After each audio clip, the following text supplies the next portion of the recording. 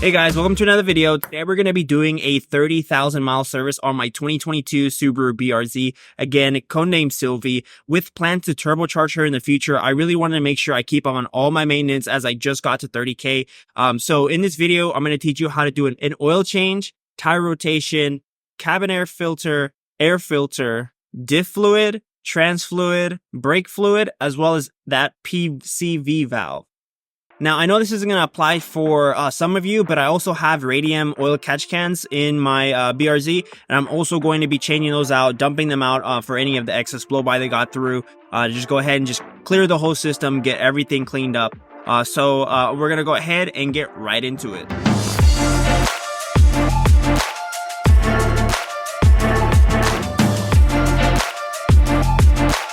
Alright guys, so the first thing we're going to be doing is changing the engine air filter. So we just want to undo these tabs, and it should be sitting right here below. Next thing we're going to do is we're going to replace the cabin air filter right here. So we just want to open up the glove box, and there should be this little arm that sits right here on the side that you want to take off. This guy right here that you're going to want to remove to the side. And then once you do that, you just want to go ahead and pinch these to the side so you can remove these little clips or these little handles that are here. Just pinch those together and it should drop down the whole glove box. All right, and once you drop down the glove box, there's going to be two tabs right here. So there's going to be 1 and 2.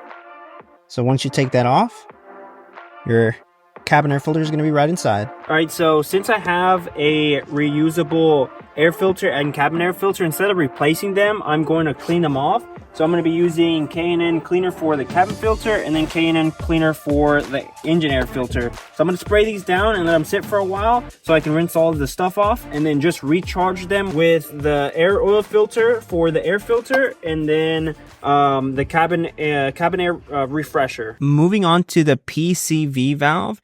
It's going to look a little different for you guys that don't have radium oil catch cans as I have here.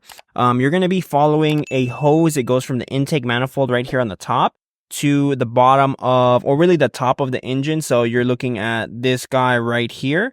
That guy is going to be connected there, but in my case it's connected to my oil catch can, so I just need to follow this hose. So this guy right here is the replacement PCV valve.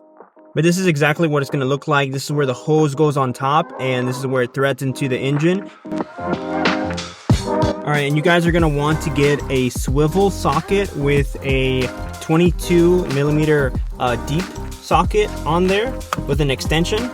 And you want to go ahead and just go over that same little valve just like that and remove it.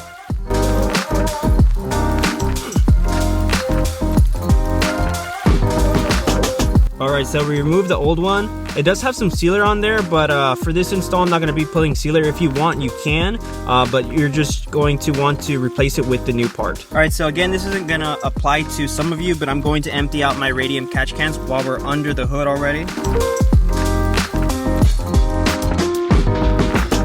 Yeah, so you see it has a bunch of oil blow-by in there. That could have been in my engine, so that's pretty good. For those of you that want one of these, I'm going to leave a link in the description as well as a little tag at the upper right corner of this video so you guys can watch that. All right, so the next thing we're going to do is we're going to change the oil. So all we got to do is remove the oil filter. As you see, there's a bunch of rust right here because of my hood vents right here. But you want to take off this filter by hand. Just kind of twist it and take it off. All right, and once we remove the oil filter, we want to go ahead and replace it with a new oil filter. And as I mentioned, everything that I'm using in this video, I'm going to put into the description so you guys can pick it up. All right, and before you put on the oil filter, you want to always make sure you oil up the gasket right here so it won't stick. All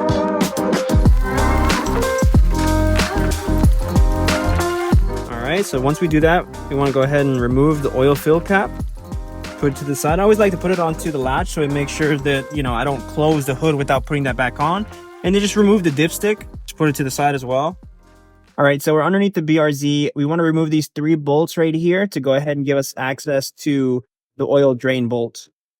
All right, and so when you see this is going to look a little bit different than yours. I have the Fumoto oil drain valve, which is absolutely great. So it has this little key here that it has a little drain valve. So basically this key prevents this drain valve from opening, but once I just kind of put this down into this position, it's going to let all the oil come out. So it's very convenient instead of having a bolt right there that you have to remove. All right, so I'm going to go ahead and release it. And just like that, that's how easy it is. I highly recommend this for you guys. Anybody doing their own oil changes, this guy is essential. All right, so once it's pretty much stopped draining, you can just close the valve and just put back the cover. All right, guys, so I'm going to be using Ultra Platinum Pennzoil Full Synthetic Oil. It's 0W20.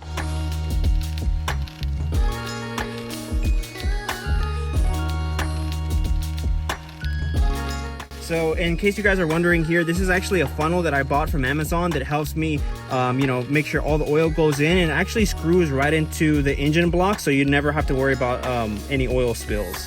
So I'm gonna go ahead and leave this one in the description as well for you guys. All right, so once we put oil, we wanna make sure that it has the right amount in there. We wanna check the oil. So we just dipped it in once. Let's just go ahead and clean it off. Then we're gonna dip it in again.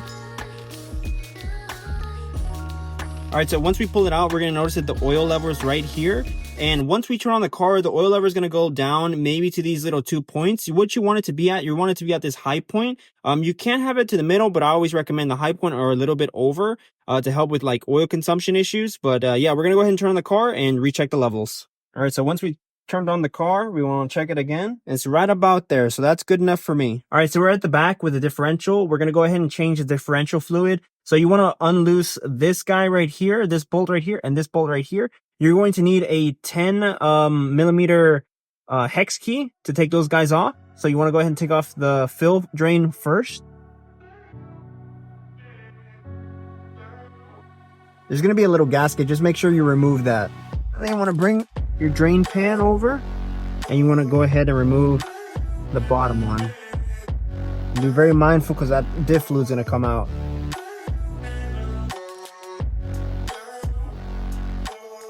And this guy right here has a magnet that you want to go ahead and clean off that magnet because it has all these little diff shavings on it. All right, guys, and you guys are going to want 2 gaskets for the diff, and it's right here. If you want, you can screenshot this. I'm also going to leave it in the description for you guys. But once this stops draining, you just want to go ahead and put that bolt back. And so we're going to be using the gear oil by Motul. This is 75 W90 gear oil. It is the limited slip additive differential fluid. I'm going to go ahead and put about 1.5 quarts into this diff using a little fluid pumper. All right, so the fluid pumper that I got is a little bit small for this container, but it should work just to get all the fluid up into there. So we want to go ahead and put all the fluid until fluid starts coming out of this little hole and dripping down.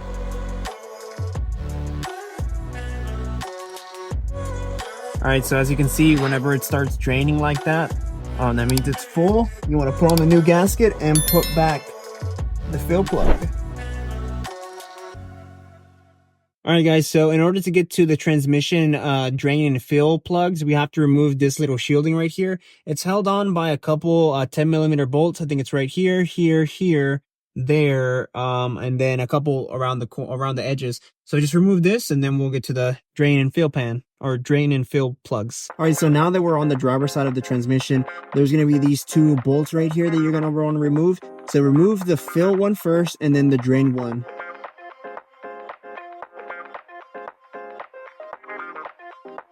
All right, so once it's dripping out, or once it's done dripping out, all you want to do is put back, after cleaning this little magnet, just put back the drain bolt, just like that. Make sure you put on the new gasket. All right, so now we're gonna do the same thing as we did on the diff, just in the transmission.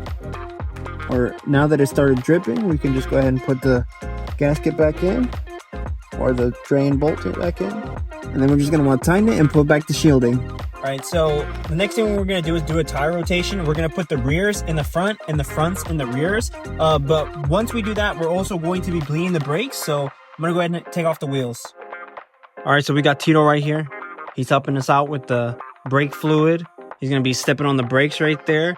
But pretty much we are going to be starting with the driver's side front, just so that we can get all of the fluid out of that reservoir out. But how we're going to be doing this, we're taking off the cap on the reservoir, and we're attaching a little hose with a water bottle to like a poor man's brake bleeder right there with some some brand new brake fluid. And we're using ATE 200. This one is different from what I really ran with the Brembos. Before I was using the Motul brake fluid, but I found that it really degrades over time since it's like a high temp brake fluid. So in my review or in my research, I've seen that this is a little bit better, so I'm going to be using that. So again, we're going to be draining this out by opening and having Tito inside, pressing on the brake, and then closing, and then of course him letting go and pressing on the brake, and then doing that same process on all four corners, starting with this one, getting that clean, and then going to the passenger rear, passenger rear, driver rear, passenger front, and then driver front. Let go, push, let go, let go, push, let go, press, let go. All right, so the next thing we're going to do is we're going to be replacing the clutch fluid.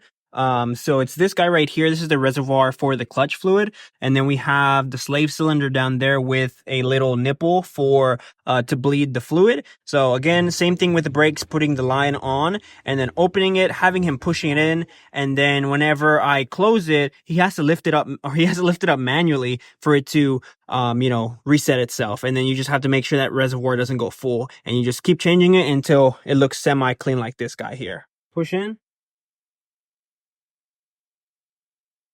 Lift up.